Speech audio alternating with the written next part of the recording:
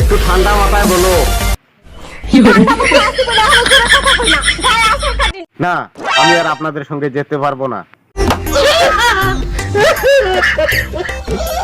এতে হাসার কি আছে?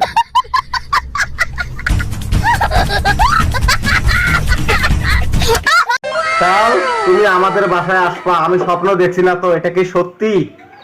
সত্যি সত্যি সত্যি। ভাইজান শোনেন, না, আমি আর কোনো কথা শুনবো না তোমার।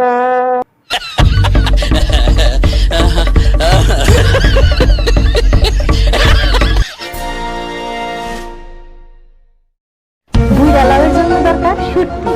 তাহলে তো শুকিয়ে আনতে হয়। বুঝলেন তো, মেয়ে মানুষ দিল্লির লাড্ডু, খেলেও পস্তাবেন, না খেলেও পস্তাবেন। হ্যাঁ, একদম ঠিক বলেছেন।